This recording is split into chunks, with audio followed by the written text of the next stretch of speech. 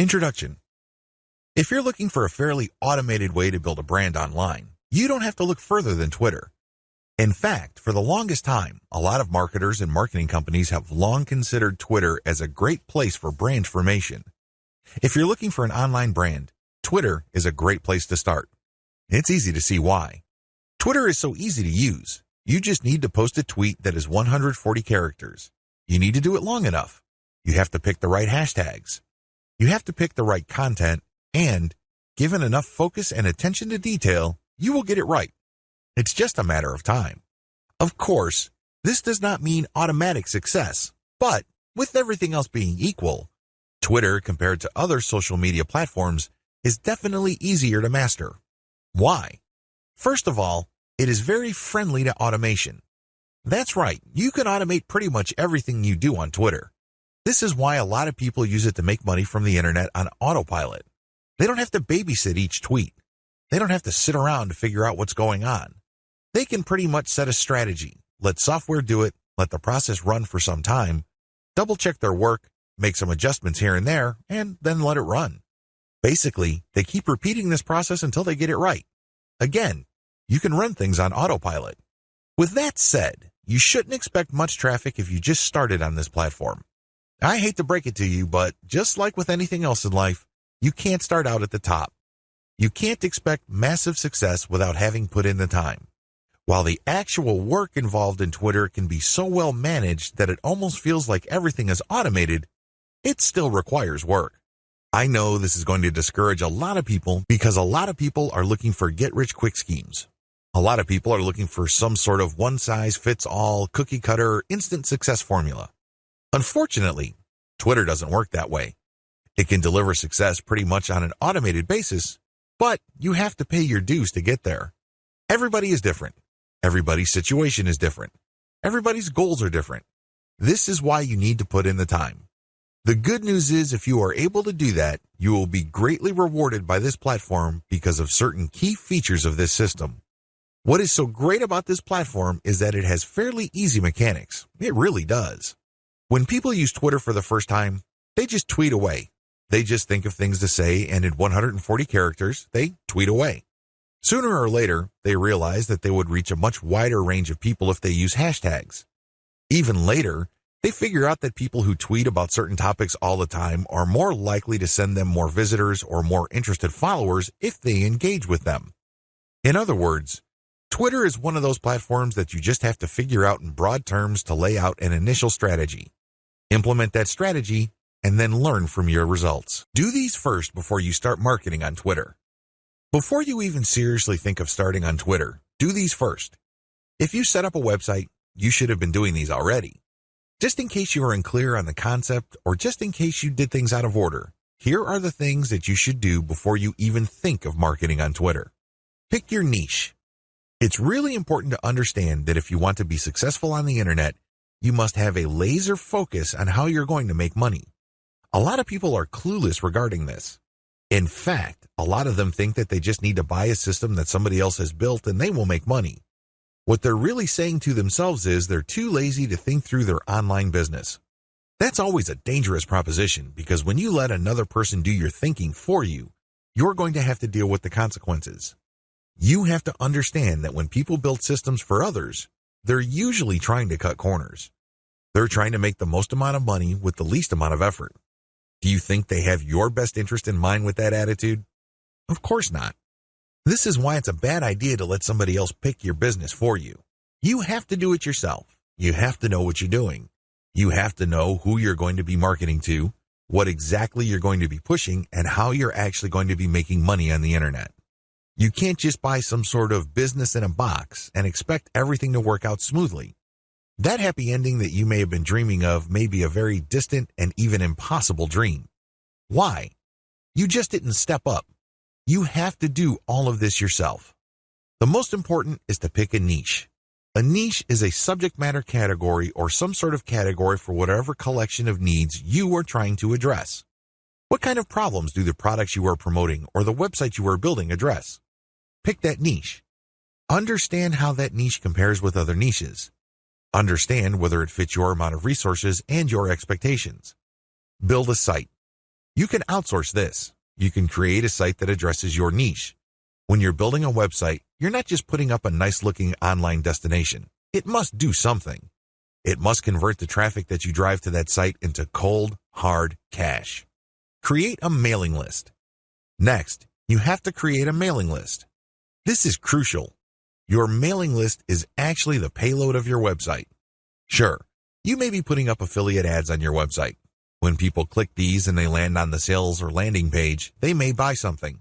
When they do that, you get a commission. That's nice and everything, but if you really want to make money over the long term, create a mailing list.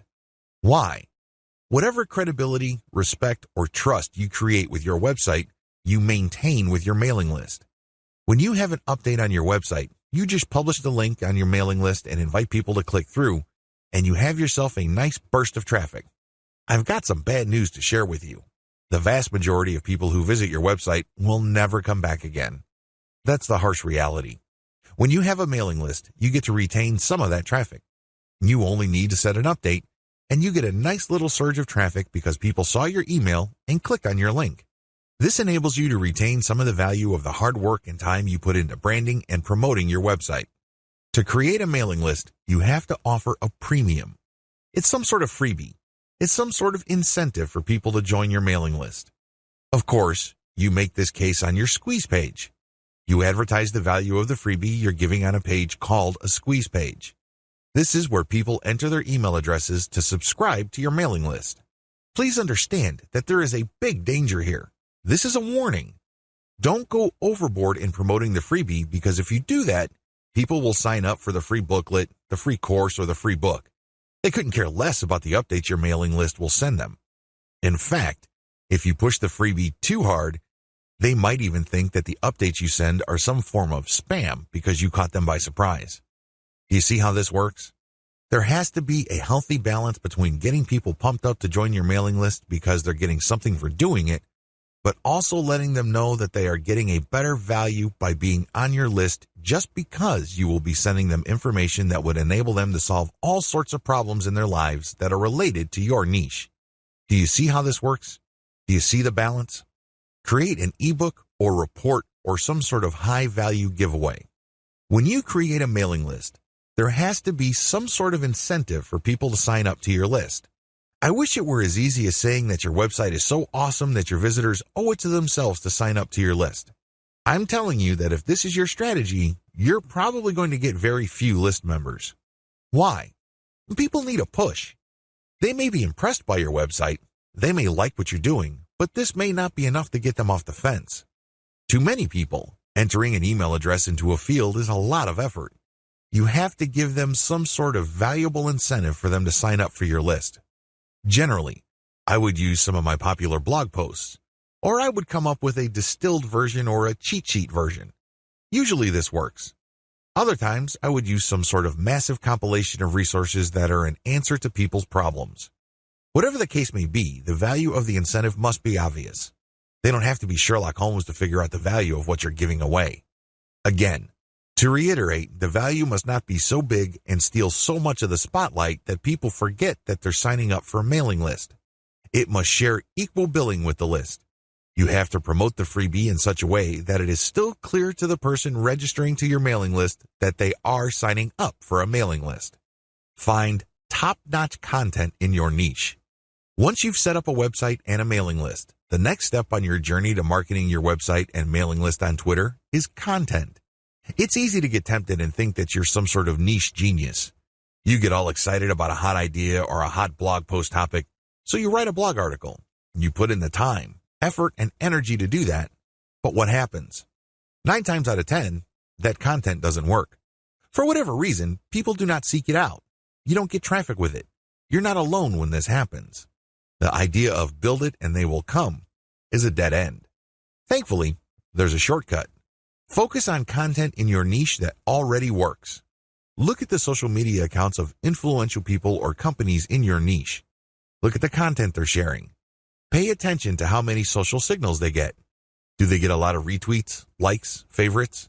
Do they get shared a lot on Facebook? Using this objective social signal information, select their best content and reverse engineer it. Reverse engineering top-shelf niche content. Now that you have a clear understanding of what's hot and what's not in your niche, the next step is to reverse engineer your competitors' best content. How do you do this? First of all, you just focus on their topic. If they're talking about a certain personality in your niche, then talk about that person, because obviously the fact that they're getting all this attention from your niche audience means people are truly interested in that personality. However, don't stop there. Come up with something new. Maybe interview that person directly, or maybe take some sort of controversial angle. Maybe you can give more complete information. Whatever the case may be, come up with content that is obviously superior. This is what's going to make your tweets more popular. This is what will speed your branding efforts up.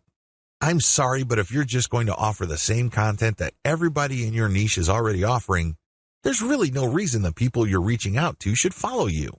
Think about it. If they think that you're giving them the same stuff as other sites, why go to you? They can easily have gone to those other sites. Draw their attention based on familiar themes. Keep their attention by doing something a bit different. It doesn't have to be much. You don't have to be a hero. You don't have to go overboard. But it has to be different enough. Unfortunately, this is one of those things that you will have to figure out firsthand. You would have to do it through trial and error. You have to learn through trial and error. Set up consistent social media accounts. Now that you have followed the steps above, you can now start setting up your social media accounts. For starters, you should focus on YouTube, Google+, Facebook groups, Facebook pages, Twitter, and maybe Pinterest. Start with these. Later on, you can branch out to other social media platforms like Quora, Instagram, and others.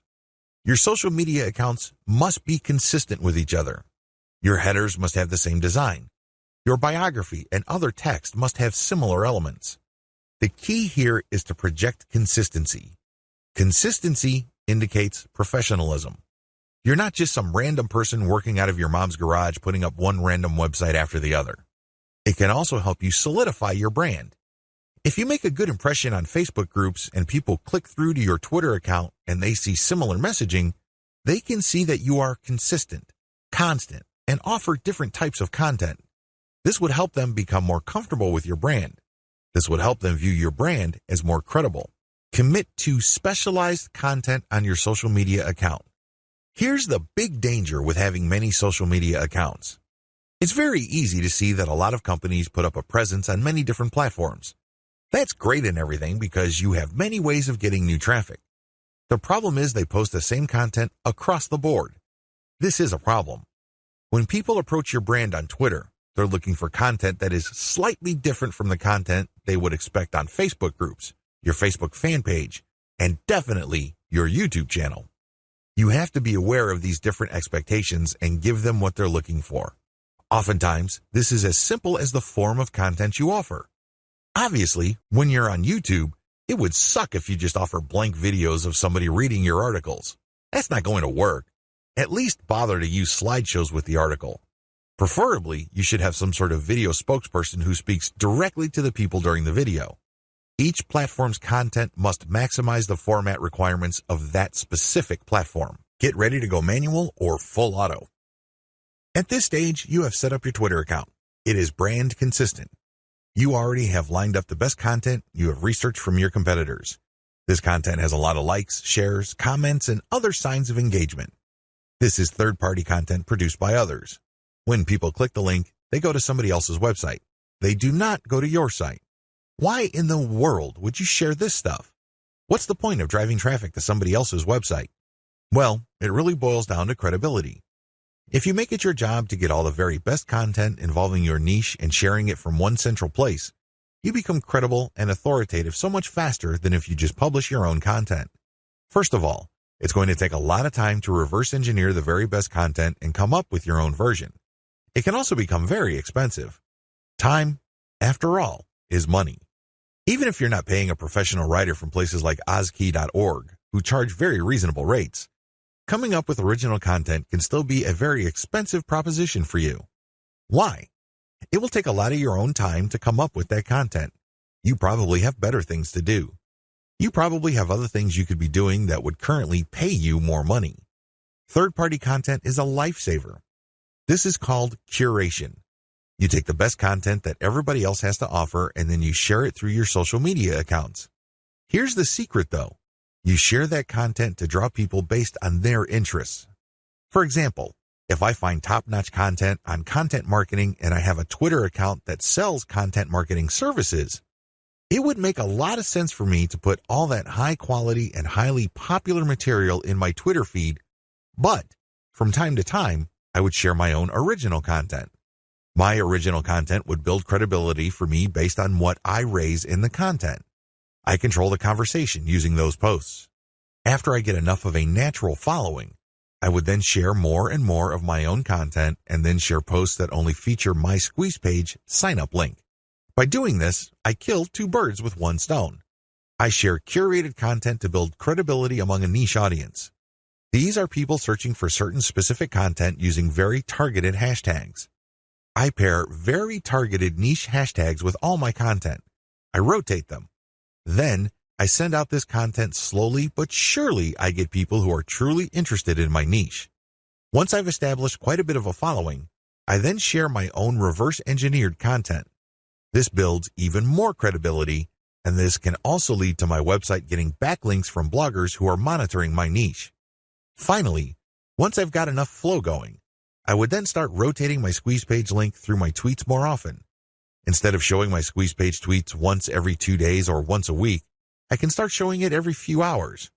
However, it only makes sense to do this once you have established a decent number of followers and there's a high enough overall engagement level with your tweets.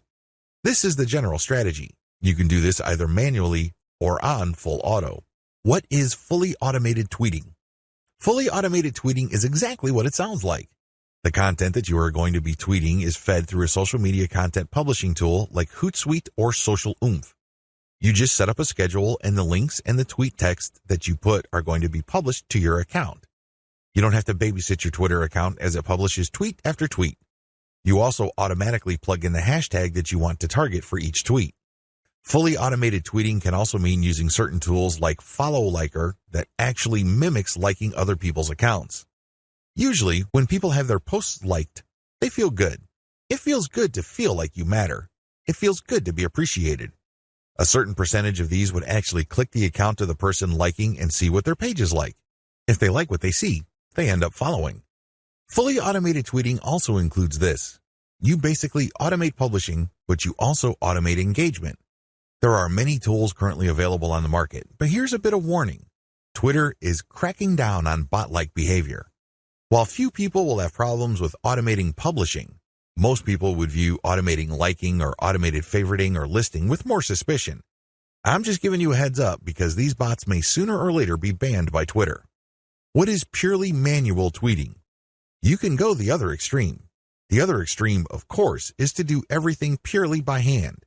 Not only do you find the very best content by hand, you filter them manually, you post everything manually, you also engage manually. The great thing about this is that you have maximum control. The bad thing about this is you need to have iron discipline to pull this off. What if the vast majority of your actual link clickers live in a different time zone? This is going to be a problem. You're going to have to get up early or stay up late to tweet within the hours your actual followers are most active. This can get downright inconvenient. Also, engaging tons of niche accounts on Twitter can burn up a lot of time. You also have to process a lot of information in a short period of time. Unless you have an IQ over 150, it's just going to be a little heavy because that's a lot of content to read through and analyze. Go for a hybrid solution. There's a lot to recommend a purely manual tweeting approach. You get a lot of control. You get a laser-like focus on account selection. You get to truly fine-tune your message. However, it takes too much time and effort. Thankfully, there is a halfway solution. This hybrid solution is pretty straightforward. You can use tools to post on your Twitter feed, but engagement is done manually. That's pretty much how it boils down. You still have to find niche-related content that's already gone viral. There's no getting around this. You still have to do this. Thankfully, there is a cheaper way to do this. You can, of course, do this yourself. Like I said, time is money. You might also feel like you're going nuts because you have to read so much material. The shortcut is to use a service like congoplus.com. They have virtual assistants from places like India and the Philippines that you only need pay $18 per day. These bright, ambitious, educated people would then find the viral content that you're looking for that meets your criteria. They then send you an XLS file, you verify, then you pay them. It's only $18 for 8 hours worth of work. You can't beat that with a baseball bat. You really can't. However way you choose to do it, you need to get this content. You then look for influence leaders on Twitter that cater to your niche.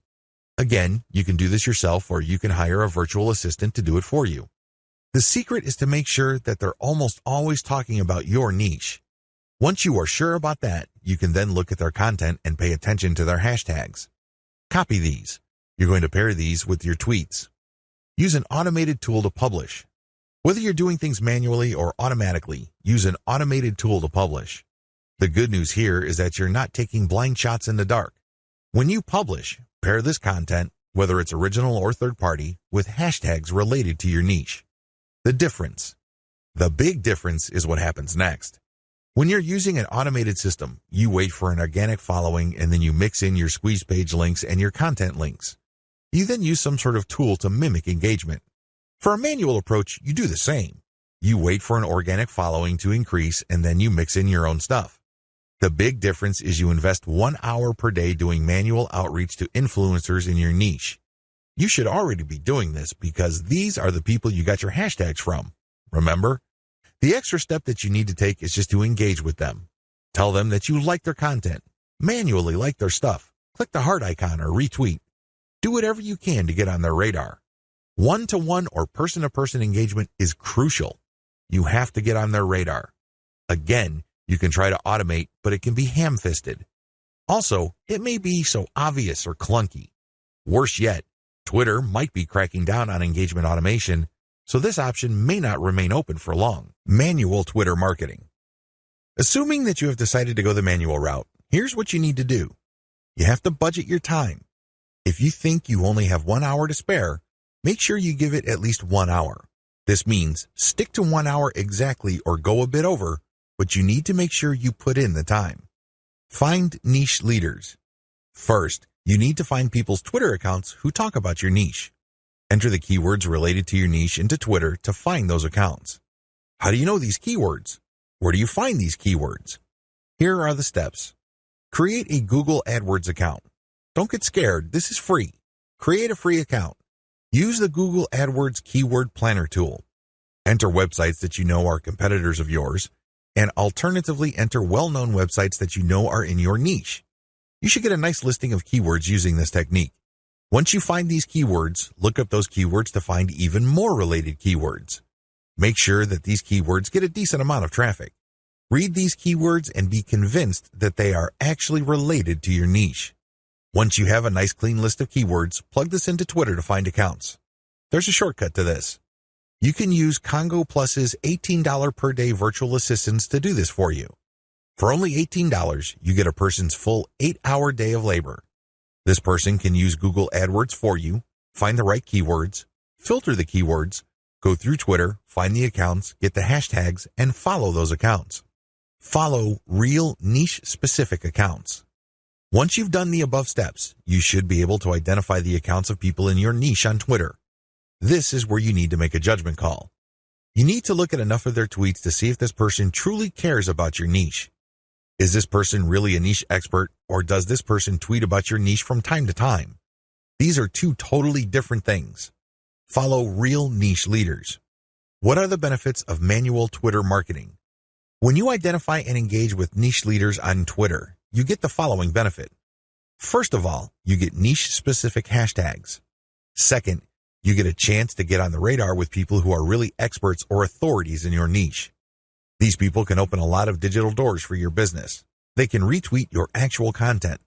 This can lead to niche-specific audience members visiting your website. They can interview you and possibly link to your website. You can interview them and establish some sort of professional friendship. You can get invited to conventions or symposiums or workshops. These can be tremendous networking opportunities. There are just so many ways you can benefit when you reach out to people who are already established authorities in your niche. Don't be antisocial. Don't think that you can be successful just with your own efforts. It doesn't work that way because there is a network of really credible people on Twitter already who have the influence that you're looking for. Why not just piggyback on their influence? Why reinvent the wheel? Manual tweeting, pros and cons. Manual tweeting, as we have defined, involves automated publishing of content that you have manually selected. This is content that you have curated. The publication is automated, but your engagement is manual. You're going to find niche-related accounts. You're going to engage with them manually. You're going to tweet, leave comments, so on and so forth. Here is how the advantages and disadvantages break down. Pros. The first advantage is to get a higher level of engagement. You actually get to say to these people what you think. You get to interact with what they have to say. Maybe they're critical about your idea, so you explain your position to them. You give them a counter-argument. You ask for examples, or you rebut what they have to say. When you do this, you're not engaging in a pissing contest. Let me be clear, this is nothing to be emotional about. Instead, you use this as an opportunity to prove to them that you know what you're doing. True experts will accept the fact that not everybody will agree with them. When these experts are satisfied that you argued your position well, even though you don't agree with them, they respect you. They also respect you when you give them information that they may not know. This can lead to instant expert status. You only need to do this a couple of times with the right people and, believe me, they become your cheerleader. Another advantage is you get access to a pre-qualified niche audience. When an authority leader interacts with you on Twitter, they're actually publishing their conversation with you on their feed. This is a big opportunity. Don't blow it. When they respect you enough to keep responding and you give them one top-notch answer after another, they might even retweet a tweet of yours. This is a bonanza. Why? These people are already experts on Twitter in a specific niche field. This means that they have attracted people who consider them authorities. When they engage with your content to the point that their followers see your brand and your content, you get access to that audience. Psychologically, people would see if the person that I respect and admire so much respects this other person who I don't know enough to engage with them respectfully. I should pay attention. If this keeps up and the person who they follow keeps repeating your stuff or keeps engaging with you, it's only a matter of time until some of their audience members would jump over and follow you as well. Please understand, this is not a zero-sum game. It's not like they would unfollow the one expert to follow another expert. Instead, they're already following one expert and they would just follow another expert. They would be following an additional expert. You're increasing the social influence pie instead of fighting over somebody else's influence. They're not losing out. Another advantage to manual tweeting is the speed at which you get backlinks. I cannot emphasize this enough. If you want to boost your website's SEO and you want to get more search engine traffic, you will need backlinks. You can get this much faster when you do manual engagement. The people you're engaging with are in a better position to see that you know what you're talking about. You get to earn their trust and their respect faster. Once this happens, they are more likely to interview you or share content that you posted on your website. Whatever the case may be, this produces a backlink. This backlink really is a measurement of respect for your authority or an acknowledgement of your credibility. It acts as a vote of confidence. The more you reach out to a lot of authorities, the more high-quality backlinks you get. This can boost the overall ranking of your website. Finally, you may be invited to speak at conventions, workshops, or seminars. People might ask you to submit an original article that they would be publishing somewhere else. Best of all, you may get introduced to a big player in your industry. You might get a job offer. You might get some sort of consulting opportunity. Honestly, the range of opportunities available to you is endless. You just need to get out there. The best way to do this online is manual tweeting because you are in full control of your engagement, you craft the public persona you project, and this enables you to be more aware of opportunities as they flash into existence. Disadvantages. The big cons against manual tweeting should be obvious. It takes a lot of time. That's all I need to say. It should be self-explanatory. Second, it's content intensive. While content curation can help you tremendously, it can only go so far. You cannot become a global expert on a particular niche on Twitter and be respected by all other subject matter experts if all you do is share their stuff. That's just not going to happen. Ultimately, they're going to ask you, what about your stuff? What do you have to say? What does your original research indicate? You don't want to come up with a zero when asked those hard questions. Finally, there is no assurance that you will get some sort of alliance. I hate to say it, but certain niches really don't get much coverage on Twitter. You might be able to interact with a high level of niche authorities on Twitter, but that doesn't necessarily mean that they operate blogs that can then link to you. Still, on balance, Manual tweeting on Twitter delivers more benefits than its costs. Manual Twitter follower generation. How do you generate followers organically on Twitter using a manual technique? It's as basic as finding niche-specific accounts and finding their followers. Follow these niche-specific accounts, but pay attention to their followers. Follow followers who you know are truly interested in your niche. This requires research. You actually have to look at their tweets or look at the stuff that they're retweeting. Once you see a pattern and it is niche-related, follow these follower accounts. I know this is simple, but it's also effective. How to find the right niche influence leaders on Twitter. At this point, it should be fairly clear that you need to follow the right people on Twitter. Otherwise, the tips I've shared with you will not work. If you're just going to follow random people on Twitter, you don't know who you're influencing. In fact, you don't even know if you're influencing them at all. You have to understand that on Twitter, some people generally follow a general rule. If you follow me, I follow you. Nowhere in this does it say they're actually interested in what you have to say. That's a big problem. If you attract the wrong following, you're not going to get many results from Twitter marketing. In fact, the results you get would be the same as if you did not do Twitter marketing at all. That's a waste of time. You need to find real people. You also need to find real influential people. This isn't bad enough. You need to find real influential people in your niche. How do you do this? Here's my step-by-step guide. Pay attention to their biography. Look at their bio. Is it on point? Does it indicate the persona of a person who is truly interested in your niche? This is crucial. If there are no niche-related keywords there, or it's not obvious that this person is part of your target demographic, and it's not some sort of passionate or credible enough authority in your niche, then this is probably the wrong person. You may be barking up the wrong tree. Look at their follower-to-following ratio. This ratio is simple. Look at the number of people this person follows and look at the number of people following this person. If this person's followers greatly outnumber the accounts this person is following, chances are this is a real account. It is not some bot that is fully automated. Instead, this person actually has influence because for how many people he or she is following, he is followed by hundreds, if not thousands of more people. This is very important. If it turns out that the number of people following this person is pretty much the same as the number of persons he is following, it's probably not a good idea to follow that person. This person is probably just using some sort of software to take advantage of the fact that when you follow people, they follow you back. Some of them follow you back. Pay attention to their level of engagement. Look at the stuff that they talk about. Pay attention to their tweets. What do they constantly retweet? What do they tweet about? Are they talking about the same stuff most of the time? Does their account get a lot of retweets and posts, retweets and engagements? Do they get a lot of favorites? Is there a lot of engagement with the content they share? Even if this person is totally focused on your niche, but it turns out that their tweets don't get much engagement, they may not be all that influential. Becoming credible with them and getting access to their market may not work out for you. Their audience may not work out for you because they're not really authorities. Pay attention to the specificity of their posts. Look at their posts. Here's a rule of thumb. If 80% or more of their posts have something to do with your niche, follow them. Follow them if all the other points I raised above apply. But if it turns out that this person's bio is on point, it has more followers than the accounts that he or she is following, it has a high engagement level, but this person focuses on generalized content, this person may be a dud. In other words, this person is some sort of Twitter celebrity.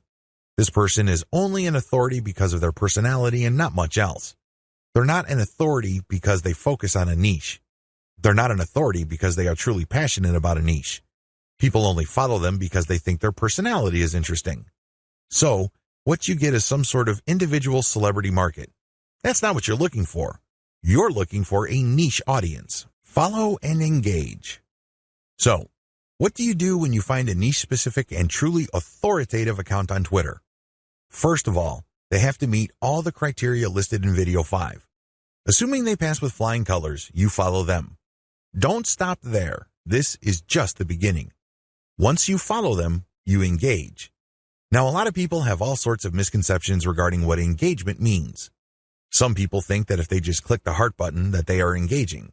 They think that if they retweet that they are engaging. No, it goes beyond that. You actually have to engage in a one-to-one conversation with the person tweeting.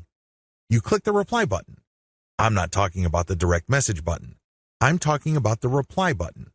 Here's where it gets a little tricky. You can't just use a stock answer like, hey, good post, or you're a genius. I admire you. I love you. No, that doesn't work. Those are worthless. Why? And true authorities get those all the time. They're credible. They know what they're talking about.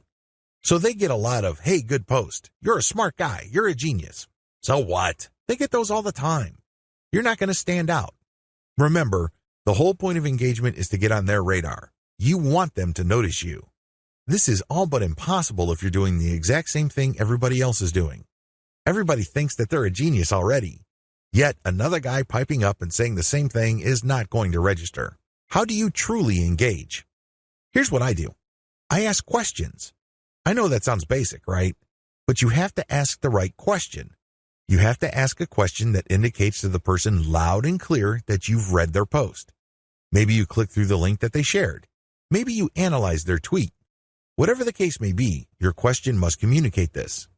Your question must get them to think or analyze or look at things with a new perspective. When you do that, you get respect. Why? You're pushing them.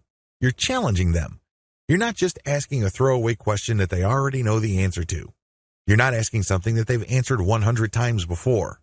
You're basically letting them earn a chance to prove why people think they're experts. Most mature adults respect this. They're not scared by this. They're not threatened by this in any way. Even if you do come across somebody who has a thin skin or views this as an attack, you still gain authority and credibility because other experts are following that person. When they see that engagement, they quickly see that you actually have a working brain. Imagine that. You're not just a blind follower. You're not just another face in the crowd. This makes you stand out, even if the expert that you are asking questions to reacts in a negative way. It's on them. It's not on you because you're just asking a question. Of course, you have to ask in a respectful way.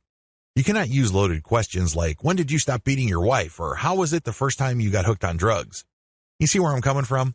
Don't ask those types of questions. Discuss controversial points. Another way to get on people's radars is to focus on controversy. Now, please, don't mistake this for being a troll.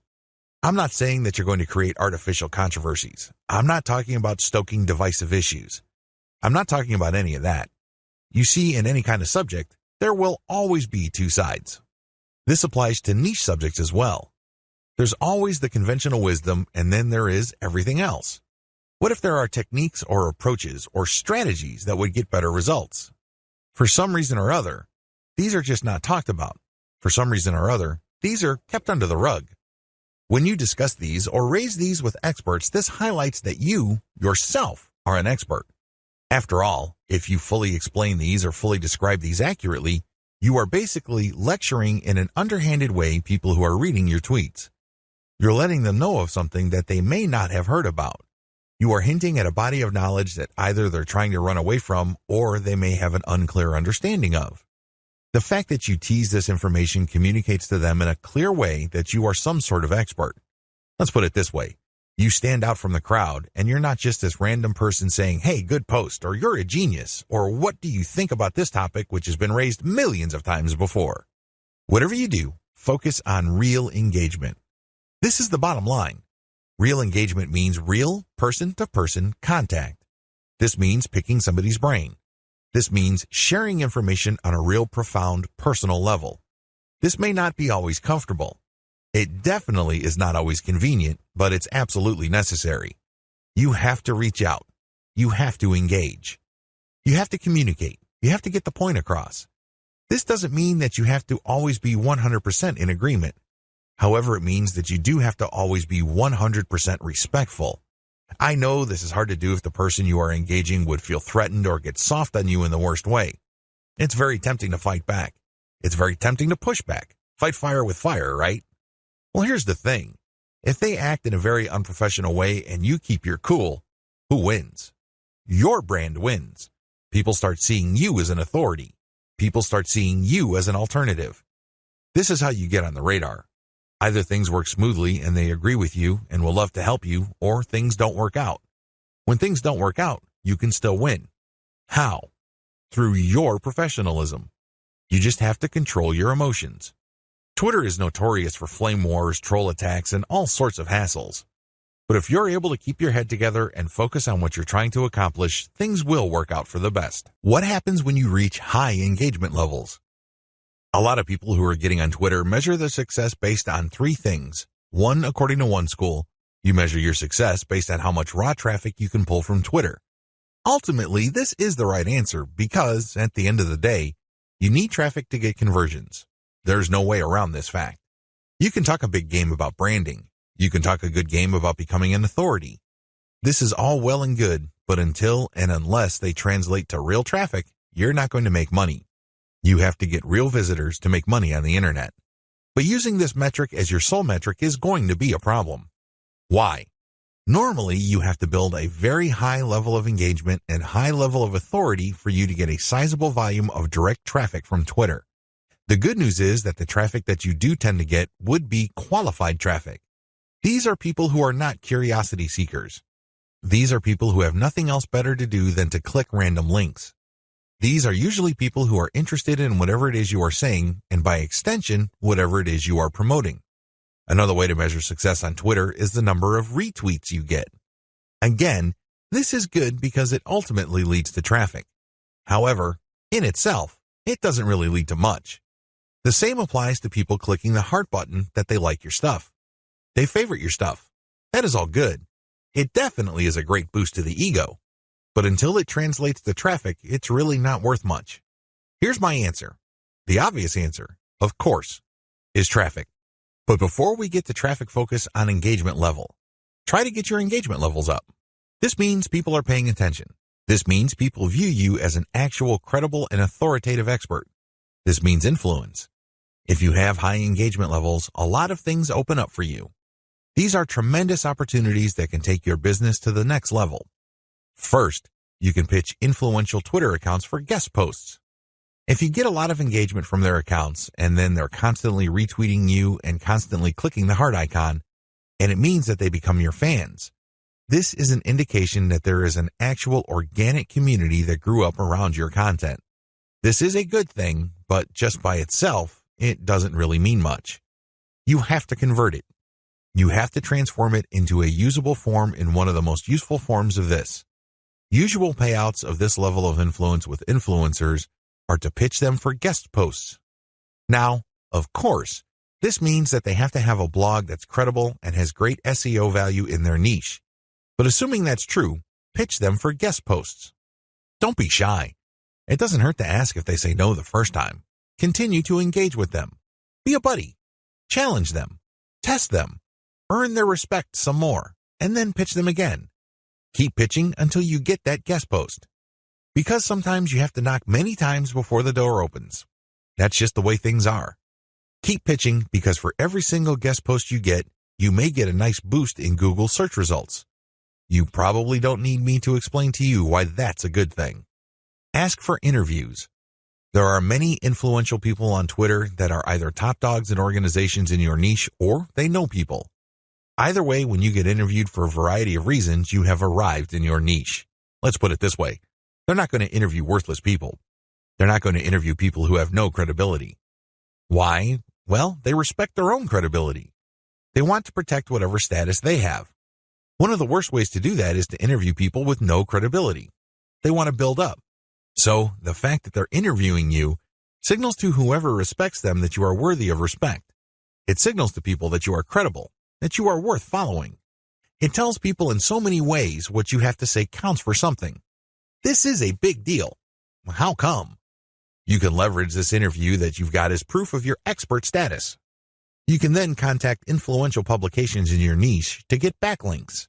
You can contact the networking groups, symposiums, and conventions to get speaking opportunities. You can always point to the fact that you got interviewed by these highly credible places. Another advantage you can get when you put in the time to manually engage with truly influential people involves blogging roundtables. Blogging roundtables are basically group interviews. The person holding the roundtable would come up with a general topic. For example, they're talking about general SEO trends in 2018, and then hit up a large number of people for their interviews, knowing full well only a small fraction would respond. If you get invited to turn in your feedback, you get a nice link. Imagine if the Blogger Roundtable was being held on the premier website in your niche. Again, It doesn't take a genius to figure out the dynamite SEO potential of this opportunity. Build a high-influence retweet circle. This final benefit escapes a lot of marketers. In fact, even Twitter marketers may be completely blind to this. This is one of the biggest benefits of manual engagement with influential people on Twitter can ever deliver. When you get these people to think that you are credible and that you are an expert in your own right. Eventually, you can count on some of them to automatically retweet your stuff. This is a big deal.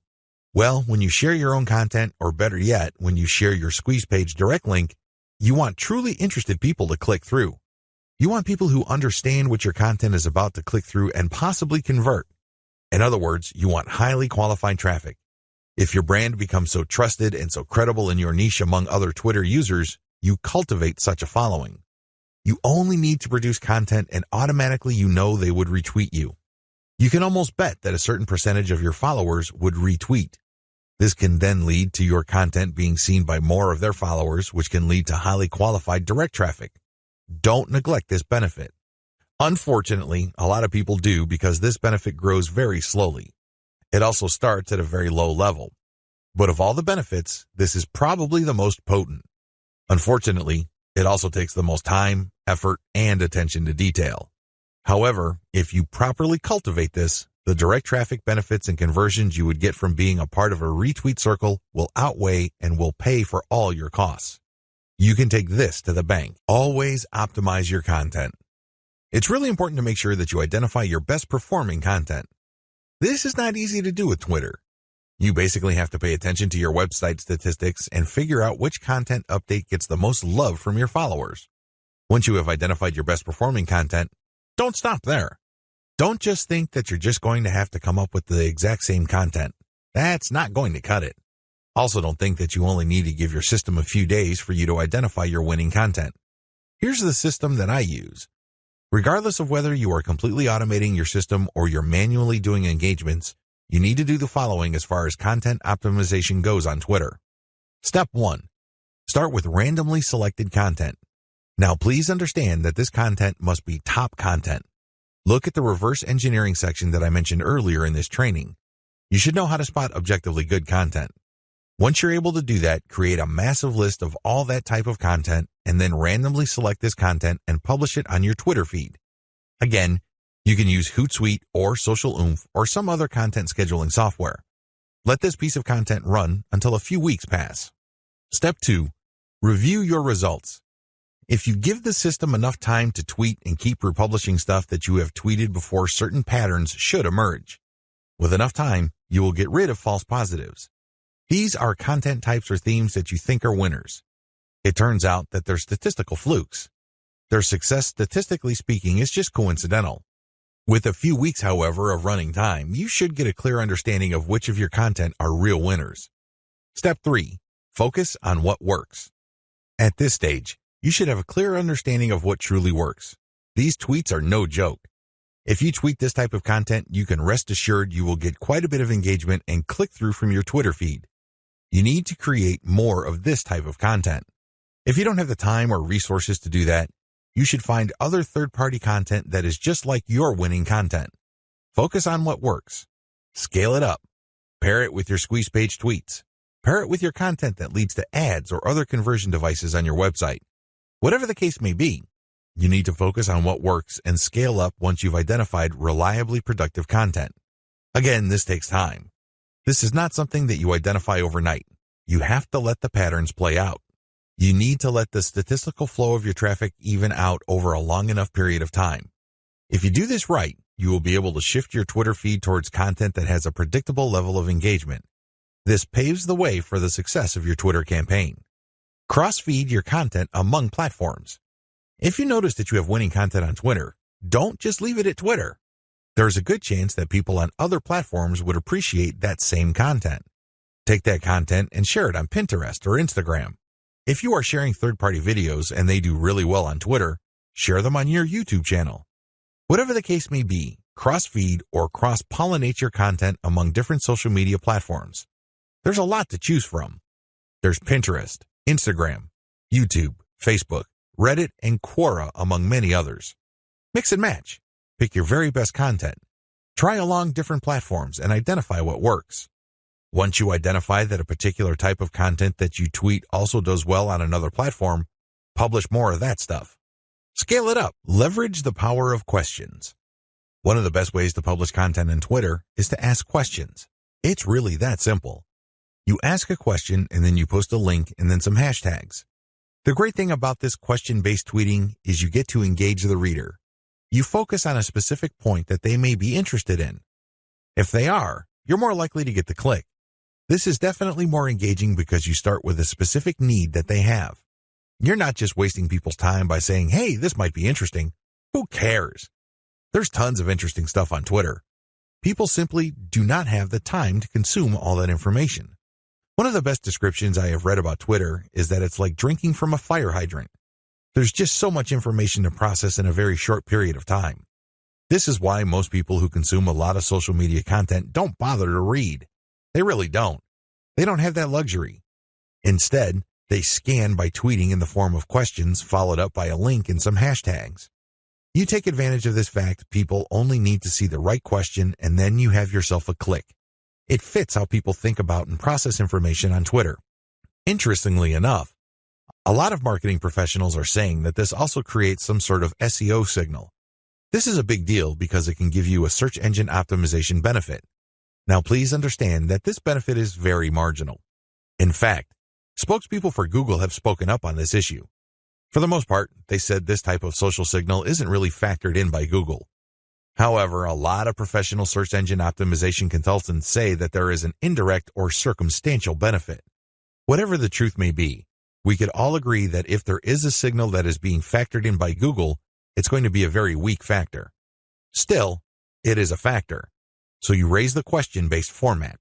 Use your questions for Quora. Not only do you get to engage your Twitter followers more directly by using questions, you can recycle this resource by posting it on Quora. You're killing two birds with one stone. You are posing a question on Twitter, and then it's copying and pasting that question and posting it on Quora and then posting an answer, or you can look for a similar question that already exists on Quora and answer with basically the link that you are promoting through Twitter. You save on time. You definitely save on effort. Twitter marketing best practices. The first 9 videos of this training step you through the process of Twitter marketing. Whether you're going the fully automated route or you're doing things by hand, you have to use certain best practices. Otherwise, it's too easy for your Twitter marketing campaign to simply fall apart. The vast majority of people who try their hand at Twitter marketing simply do not succeed. It's not because these people are dumb. It's not because these people are hopeless in terms of execution. They just did not have a plan. They also did not follow certain best practices that would have increased their chances of success. Here are just some best practices that I've learned marketing successfully on Twitter for several years. Element by element optimization. When you're optimizing content on Twitter, it's a good idea to focus on one element at a time. What is an element? Well, it's just part of a tweet. It could be the question. It could be the link. It could be the hashtag. When you're optimizing for the highest amount of engagement and click-through, you have to change your tweet section by section. You can't just change them dramatically overnight because even if you do get some sort of improvement, you don't know which part accounts for that improvement. You're completely in the dark.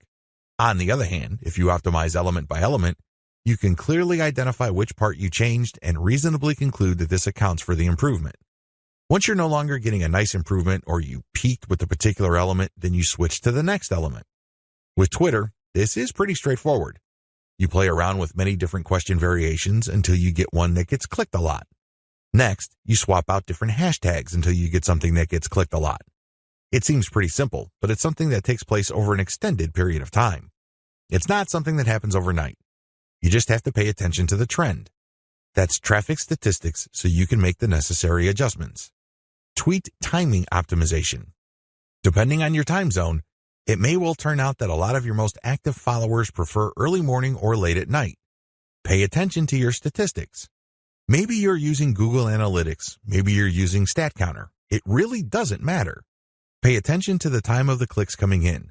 You see a pattern. If you do, use your tweet scheduling software to mirror the most active times or the most popular time frame of your content. This is the time range where most people click on your links on Twitter. Make your decisions based on statistics. A lot of brilliant online marketers fail in the Twitter marketing game because they go with their gut. They tell me, I just know it feels right. Alternatively, they tell me that their gut is telling them something. 9 times out of 10, these people fail. Again, they're not dumb. They're not stupid. Instead, they base their decision on feelings. Unfortunately, in this game, feelings can only take you so far. In fact, hunches often lead to dead ends. If you're going to be making a decision involving your content, your conversion pages, your mailing list, or whatnot, pay attention to statistics. Make sure you can justify whatever changes you make with hard numbers. Conclusion. Twitter marketing success is not as hard as you think. Seriously, there are lots of people who are in their teens who make millions of dollars every year on Twitter. There are lots of companies located all over the world that find clients from Twitter. There are many home-based entrepreneurs such as yourself or digital marketers who make quite a comfortable living promoting online stores on Twitter. What accounts for these individuals' success? It is actually quite simple. They chose to be systematic and methodical. You have to have a system. You can't just do things by the seat of your pants. You can't just do things based on gut feeling. You have to have a way of proceeding because such systems teach you what to look for, how to respond when you find certain facts, and how to optimize your system. You have to be methodical. This means that you cannot put the cart before the horse. You have to follow the proper sequence. You have to look at the right signals. These two factors, system and meticulousness, flow together. It takes quite a bit of time to master this, but eventually you will get it if you put in the time. You have to pay your dues. Nobody will do it for you. I wish you nothing but the greatest Twitter marketing success.